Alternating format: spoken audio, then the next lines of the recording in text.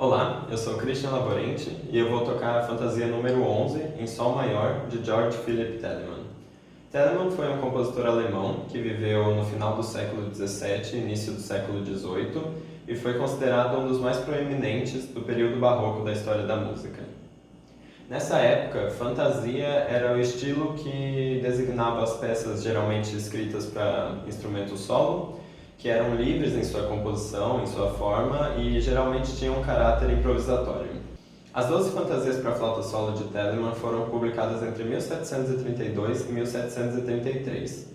Cada uma delas tem uma estrutura diferente, um número de movimentos diferentes, técnicas de composição diferentes, e além disso, cada uma delas foi escrita numa tonalidade diferente.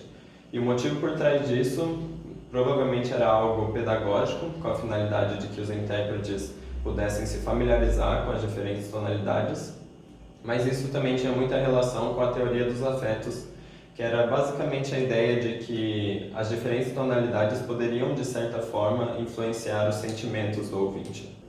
A fantasia número 11, que eu vou tocar, por exemplo, foi escrita em Sol maior, que segundo os teóricos da época era uma tonalidade amorosa, prazerosa, doce e alegre. Essa fantasia é dividida em 4 movimentos. O primeiro movimento, Allegro, é um movimento alegre e rápido, e com passagens virtuosísticas. Um segundo movimento, Adagio, é um movimento curto e lento, em que os intérpretes geralmente tomam a liberdade de ornamentar a linha melódica, uma prática que era muito comum na época. O terceiro movimento, Vivace, é também um movimento rápido, com uma estrutura que remete a uma forma de composição também muito comum na época, chamada fuga. O quarto e último movimento, como o primeiro, é um allegro, mas dessa vez ele vem na forma de uma dança.